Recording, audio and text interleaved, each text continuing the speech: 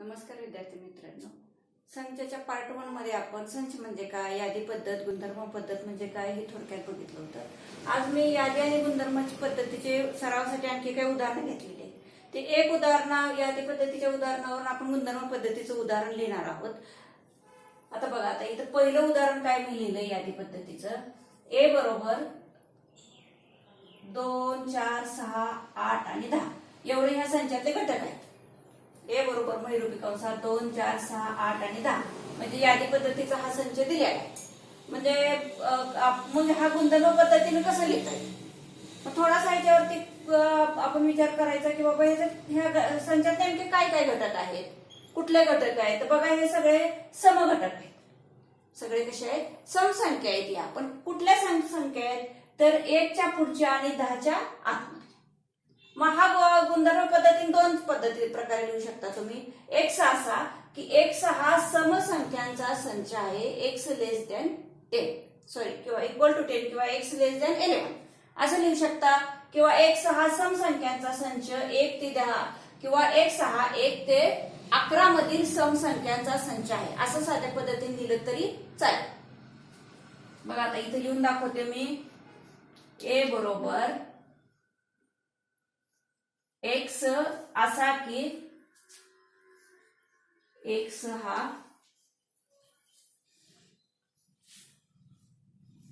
सम संख्यांचा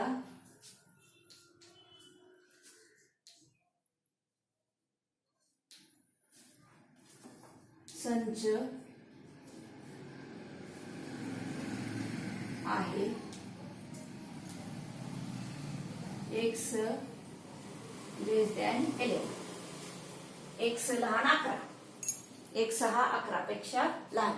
दुसऱ्या पद्धतीने तुम्ही असं सुद्धा लिहू शकता की x हा 1 ते 11 मधील समसंख्यांचा संच आहे. असं सोप्या पद्धतीने लिहिलं तरी चालेल, या पद्धतीने लिहिलं तरी चालेल.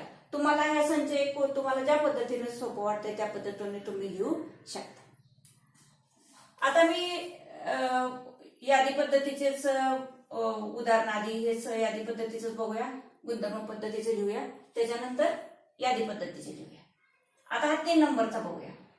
ही याच्यामध्ये पण यादी केली आपण. काय केलंय? महिरूपी कंसामध्ये काय लिहिलंय? AEIOU काय आहे ते? बरोबर आहे, लगेच लक्षात आलं तुमचे. हे काय आहेत? स्वर आहेत. मग याचं वर्णन कसं कराल तुम्ही या संचाचं? बरोबर आहे, हा काय आहे? C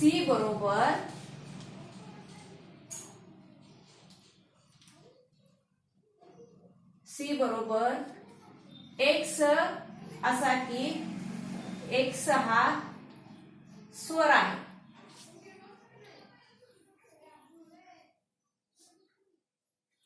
बघा, मी हे एकदम सोप्या पद्धतीने लिहिलं. x असा की x हा स्वर आहे.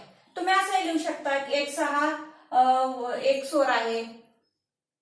हे याच्या पद्धतीने तुम्ही तुमच्या पद्धतीने थोडस बदल करून लिहू शकता. फक्त आपल्याला काय करायचंय, जो संच आहे त्याचं परफेक्ट वर्णन करायचंय. x असा की x हा स्वर आहे.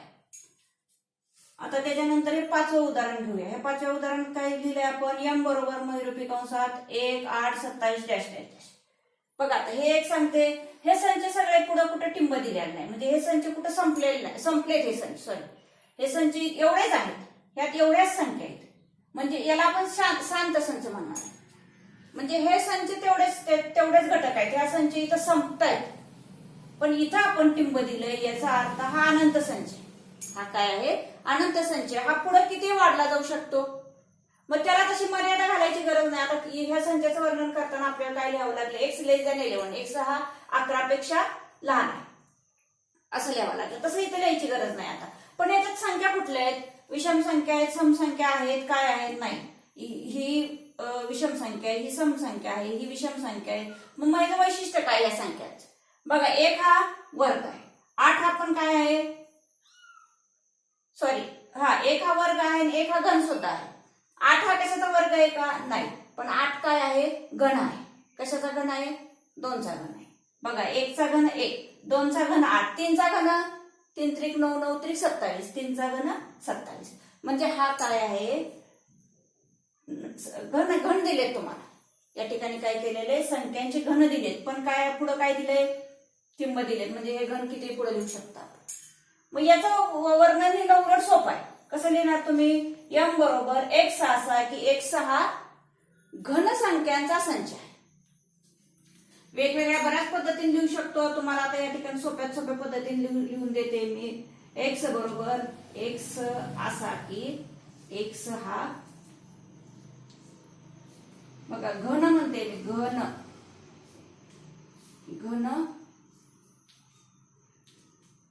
x हा किंवा x हा घन संख्या आहे.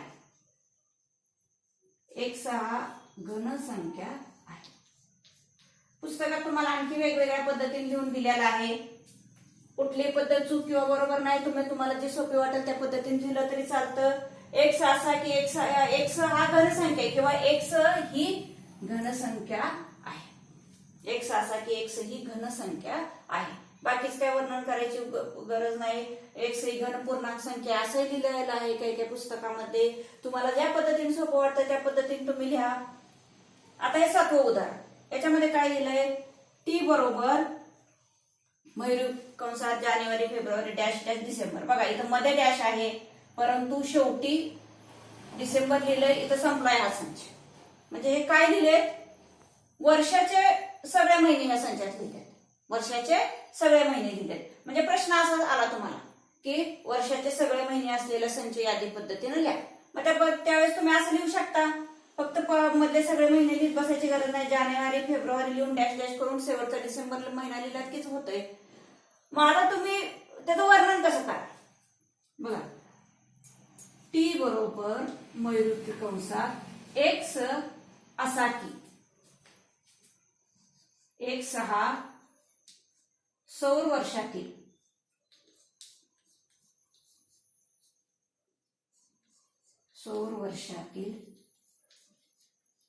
एक महिना आहे.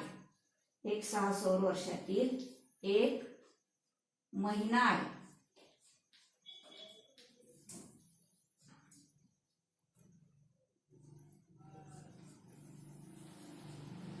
एक्स हा सौर वर्षातील एक महिना आहे. बघा एक्स असा की एक्स हा सौर वर्षातील एक महिना आहे किंवा एक्स हा आपल्या वर्षातील एक महिना आहे. नाहीच तुम्हाला सौर शब्द आठवला, तुम्ही एक्स हा वर्षातील एक महिना आहे असं लिहिलं तरी चालेल. मग या ठिकाणी जवळजवळ मला जे अवघड वाटतात ते सगळे उदाहरणं मी या ठिकाणी घेतलेले आहेत. तुम्ही यादी पद्धतीने गुणधर्म पद्धतीने कसं लिहायचं ते दाखवलेलं आहे. आता आपण गुणधर्म पद्धतीचे आपले सगळे लिहून झाले. आता यादी पद्धतीचे गुणधर्म पद्धतीची काही उदाहरणं दिले तर यादी पद्धत आपण लिहायची. मग आता या ठिकाणी 2 नंबरचं गणित काय दिलं या 2 नंबरच्या उदाहरणामध्ये, एक्स असा की एक्स ही 1 ते 20 मधील पूर्ण वर्ग संख्या वर्णन केलेलं आहे. आपल्याला इथं यादी करायची त्याची. बघा परत सांगते, एक्स असा की एक्स ते 1 ते 20 मध्ये, 1 ते 20 मध्ये समसंख्या आहे का नाही, काय संख्या आहे, पूर्ण वर्ग संख्या. सोपं आहे एकदम हे उदाहरण. मग आता 1 ते 20 मधील वर्ग संख्या कुठल्या,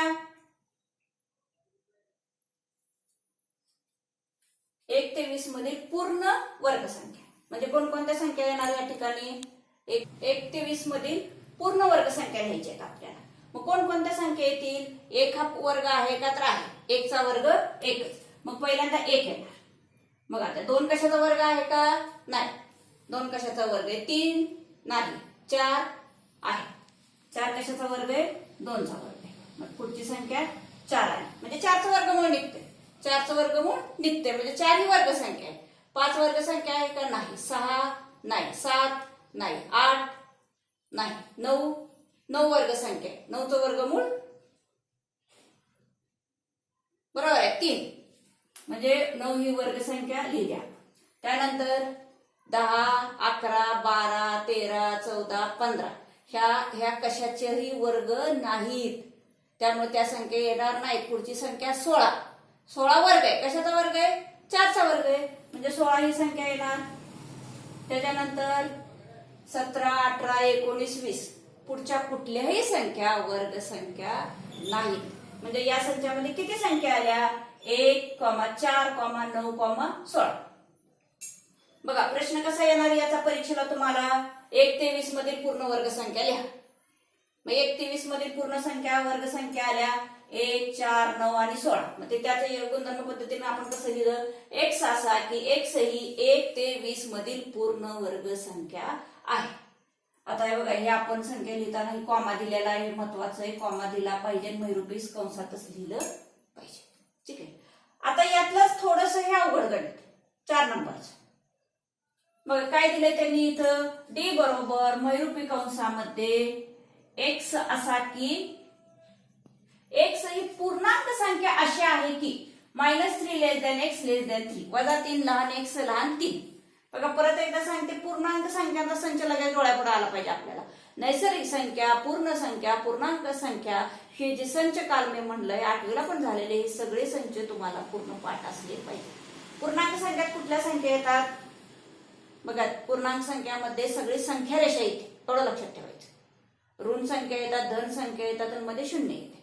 मग आता आपल्याला ह्या पूर्णांक संख्यातल्या किती संख्या कुठल्या घ्यायच्या तरी संख्या आपल्याला, -3 पेक्षा मोठ्या आणि 3 पेक्षा लहान संख्या घ्यायच्या. मग कुठल्या कुठल्या येणार, संख्या रेषा आठवा, -3 नंतर पुढे जातोय आपण. बघा संख्या रेषेत काय करतोय आपण, पुढे जाताना -3 नंतर काय येतं, -2, त्याच्यानंतर -1, त्याच्यानंतर 0, त्यानंतर 1, त्यानंतर 2. बस आपल्याला एवढंच लिहायचं. बघा x लेस दॅन 3, x हे 3 पेक्षा लहान आहे, त्यामुळे हे इथं 3 येऊ शकत नाही. आणि x ग्रेटर दॅन 3, x हे -3 पेक्षा मोठा आहे, x ग्रेटर दॅन -3, x हे -3 पेक्षा मोठे, त्यामुळे या संचात -3 येऊ शकत नाही. त्याच्या मधल्या संख्या लिहायच्यात आपल्याला. मग काय काय लिहिलं आपण, -2, -1, 0, 1 आणि 2. एवढ्या संख्या ह्या संचामध्ये येणार आहेत. थोडासा विचार करून व्यवस्थित लिहिलं तर हे अजिबात चुकत नाही. आता राहिलाय हा सहावा उदाहरण. आता या उदाहरणासारखेच उदाहरणं वेगवेगळी सुद्धा असू शकतात. जेवढी अवघड मला वाटतं तेवढी सगळी उदाहरणं मी कव्हर केली. त्याच्या व्यतिरिक्त आणि काही अवघड उदाहरणं तुम्हाला वाटली तर ते मला पाठवा तुम्ही, ते मी सोडवून देते तुम्हाला. आता हे एक उदाहरण कसं आहे बघा, y असा की y ही संख्या अशी आहे की y वर्ग बरोबर 9. म्हणजे अशी संख्या आहे की तिचा वर्ग 9 आहे. 9 वर्ग कशाचा रे, तुम्ही म्हणाल 3 चा वर्ग 9, आणखी एक संख्या जिचा वर्ग 9 होतो, बरोबर, -3. म्हणजे 2 संख्या मिळतील आपल्याला, कुठल्या, -3, आता हे उलट सुलट कसं लिहिलं तर चालतं, आधी 3 लिहिलं -3 लिहिलं तरी चालतं. हे गणित वेगवेगळ्या पद्धतीने येऊ शकतं. असं सुद्धा येईल, y वर्ग बरोबर 25. मग 25 कशाचा वर्गमूळ आहे, 25चं वर्गमूळ काय, 25चं वर्गमूळ काय, 5 सुद्धा आणि -5 सुद्धा. हे महत्वाचं, तुम्ही नुसतं 5 उत्तर लिहिलं तर ते चुकलं.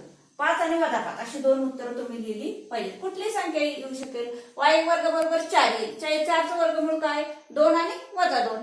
100 येईल, 100चं वर्गमूळ 10 आणि -10. 2 संख्या आपल्याला लिहायच्या, हे इथं लक्षात ठेवायचं. काय उदाहरण दिलं तर, y असा की y ही संख्या अशी आहे की y वर्ग बरोबर 9, त्या संख्येचा वर्ग 9 आहे. मग 9 वर्ग कशाचा 9 आहे, 3 चा वर्ग सुद्धा 9 असू शकतो आणि -3 चा वर्ग सुद्धा 9 असू शकतो. मग आम्हाला जेवढे अवघड वाटतायत तेवढी सगळी गणित मी इथं बऱ्यापैकी कव्हर केलेली आहेत. ही गुणधर्म पद्धत, साधारण आपल्याला वर्णन करायचंय गुणधर्माचं, त्या तुम्ही थोडंफार लिहायला फरक पडला तर चालतील. याच्यातली काही गणित मी अतिशय सोप्या पद्धतीने लिहिलेत, काही जरा थोड्याशा अवघड पद्धतीने लिहिलेले आहेत. त्यात थोडाफार तुम्ही बदल केला तरी चालतं, पण त्या संचाचं वर्णन मात्र त्या ठिकाणी आपल्याला बघायला मिळालं पाहिजे. मला वाटतं आता 1.1 तुम्ही आरामात सोडवू शकताय. तो 1.1 सोडवा आणि काय तुमच्या आणि काय प्रतिक्रिया असतील तर ते मला कळवा. थँक्यू.